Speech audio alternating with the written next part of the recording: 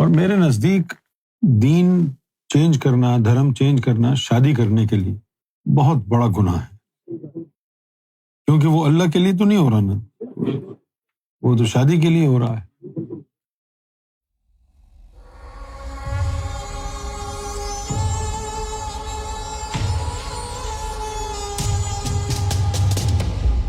میری ایک دوست ہے، وہ ایک غیر مسلم لڑکے سے نکاح کرنا چاہتی ہے۔ کیا وہ ایسا کر سکتی ہیں؟ اگر لڑکے نے اسلام قبول کر لیا تو کیا ان دونوں کا نکاح جائز ہو سکتا ہے؟ لڑکا اسلام کو دل سے قبول کرنا چاہتا ہے کیونکہ اسے اسلام اچھا لگتا ہے، اس لیے اسلام قبول کر بھی لیا تو کیا کر لے گا؟ پہلے جو اسلام قبول کر کے بیٹھے ہیں انہوں نے کیا اکھاڑ لیا؟ اصل چیز دین نہیں ہے، اصل چیز اللہ ہے، اللہ کو پانا۔ جتنے بھی اللہ نے دین دھرم بنوائے نا، اب یقین کرو آپ کو حیرت ہوگی، کوئی بھی دین ایسا نہیں ہے جو اللہ نے اپنے تک پہنچنے کے لیے بنوایا۔ یہ سارے دین صرف اس لیے بنوائے تاکہ تمہارا نفس پاک ہو جائے۔ توریت اتری، زبور اتری، انجیل اتری، قرآن اترا، یہ سب تمہارے نفس کو پاک کرنے کے لیے تھا۔ جو راستہ اللہ تک جاتا ہے نا، وہ راستہ دل کا ہے۔ وَمَن يُؤْمِن بِاللَّهِ يَهْدِي قَلْبَهُ، جو اللہ پر ایمان لاتا ہے تو اللہ اس کے قلب کو ہدایت دیتا ہے۔ اور میرے نزدیک دین چینج کرنا، دھرم چینج کرنا شادی کرنے کے لیے بہت بڑا گناہ ہے، کیونکہ وہ اللہ کے لیے تو نہیں ہو رہا نا، وہ تو شادی کے لیے ہو رہا ہے۔ آپ کی دوست نے شادی کرنی ہے تو شادی کر لے، اس کے دین سے کیا مطلب ہے آپ کو؟ آپ مسلم ہیں، وہ ہندو ہے یا سکھ ہے یا عیسائی ہے، آپ کی شادی سے اس سے کیا تعلق ہے؟ آپ مجھے بتائیں، جب خدیجۃ الکبریٰ نے حضور پاک سے شادی کی تھی اس وقت ان کا کون سا دین تھا؟ خدیجۃ الکبریٰ کا دین کیا تھا؟ فرق نہیں پڑتا ہے۔ حضور صلی اللہ علیہ وسلم کے چچا ابو طالب، انہوں نے ساری زندگی اپنے بھتیجے کی مدد کی۔ دین اسلام میں سب سے بڑا اگر آپ جائزہ لیں حصہ جو ہے وہ حضرت ابو طالب کا ہے۔ اگر وہ حضور کو سپورٹ نہ کرتے تو پھر کیا ہوتا؟ اسلام کو کھڑا کرنے میں ابو طالب کا بہت بڑا ہاتھ ہے، لیکن انہوں نے اسلام قبول نہیں کیا۔ انہوں نے کہا کہ میرے لیے ابراہیم کا دین کافی ہے، اور بات بھی سچ ہے۔ جتنے بھی انبیاء آئے سب اللہ کا ہی پیغام لائے نا، آدم صفی اللہ ہوں یا ابراہیم خلیل اللہ ہوں، موسیٰ کلیم اللہ ہوں، سب نے اللہ کا راستہ دکھایا ہے۔ سب اللہ کے بھیجے ہوئے مرسلین ہیں، انبیاء ہیں۔ لیکن اگر آپ کسی بھی دین پر عمل کر کے اپنے نفس کو پاک ہی نہیں کر پاتے تو پھر بیکار ہو گیا نا وہ۔ اپنے دوست کو بولیں کہ وہ جو لڑکا اسلام قبول کرنا چاہ رہا ہے اس کو کہیں کہ کیوں کرنا چاہ رہا ہے۔ ایک عورت گوری، شاید ایریزونا کا واقعہ ہے، تو وہاں جو لوگ تھے انہوں نے وہ جو گوری تھی اس کو اسلام کے بارے میں بتایا، اور وہ کہنے لگی کہ ہاں میں اسلام قبول کر لیتی ہوں۔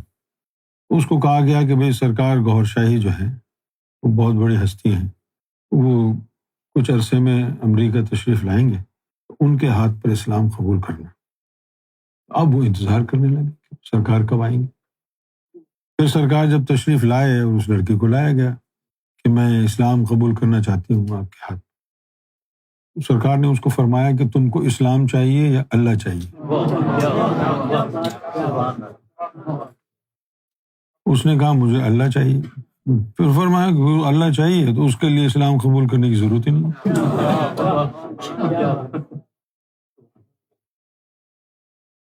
آپ کو یہ لگے گا کہ میں اسلام کا حمایتی نہیں ہوں، ایسی بات نہیں ہے۔ میں صرف اسلام کا حمایتی نہیں، سارے مذہب جتنے بھی ادیان ہیں، جتنے بھی دھرم ہیں، میں سب کا ماننے والا ہوں۔ میں ہندو دھرم کو بھی مانتا ہوں، سکھ کو مانتا ہوں، عیسائی کو بھی، یہودی کو بھی مانتا ہوں، اور اسلام کو بھی مانتا ہوں۔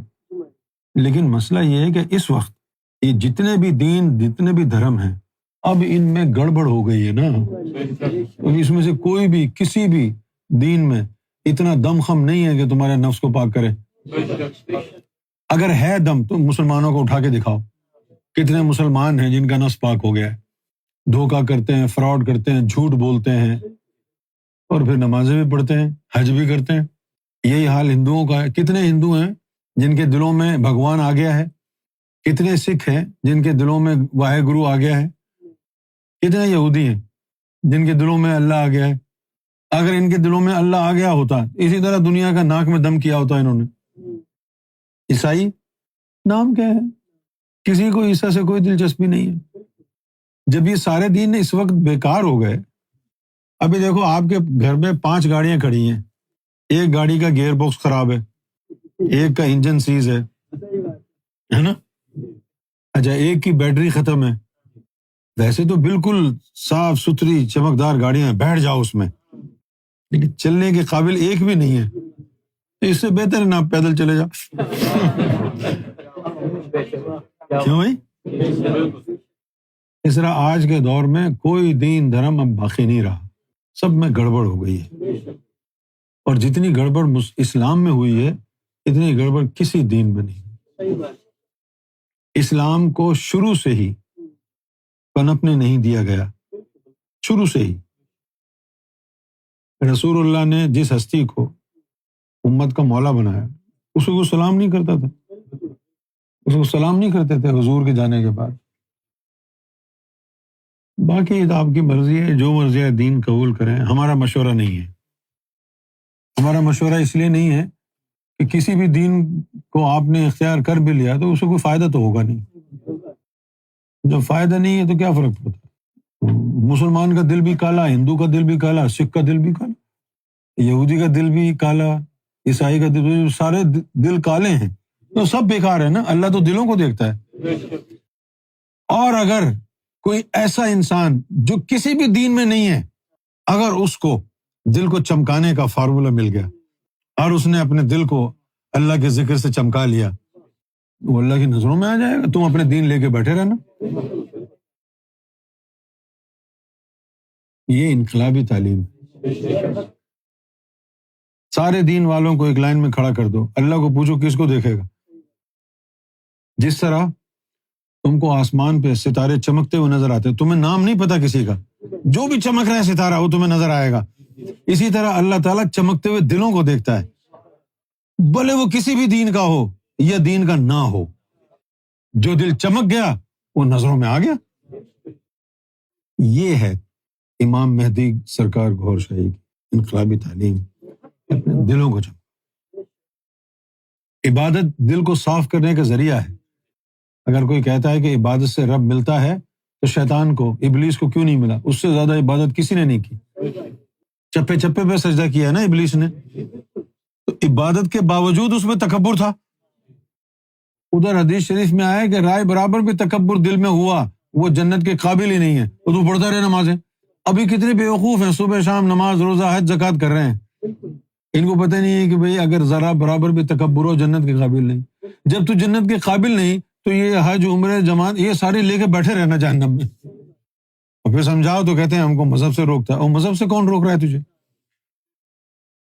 بھئی تو یہاں سے جو ہے فرض کیا جرمنی جا رہا ہے, ٹکٹ بھی لے لیا, سب کچھ لے لیا, پاسپورٹ بھی ہے تیرے پاس, جرمنی کا ویزا ہی نہیں تو جرمنی جانے کے قابل ہی نہیں ہے نا. تو کہ جی دیکھ میں اتنے پیسے لے کے آیا ہوں, میرے پاس یہ ہے, مجھے کوئی پریشانی نہیں ہوگی وہاں, میں اعلیٰ سے اعلیٰ ہوٹل میں رہوں گا, میں یہ کروں گا, وہ بھائی وہ تو سب کچھ ہے. ویزا کدھر ہے؟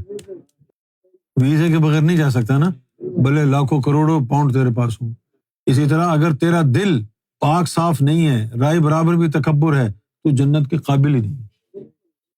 اگر اللہ نے ادھر بھی گندے مندے لوگوں کو بسا لیا تو وہاں بھی کوئی روحانی پولیس اسٹیشن بنانا پڑے گا. پتہ چلا کہ یہ ذیشان ظاہر شاہ کی حور لے کے بھاگ گیا.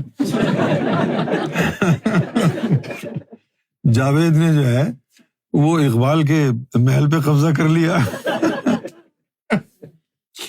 یہی ہوگا نا, ناپاک لوگ ادھر پہنچ گئے.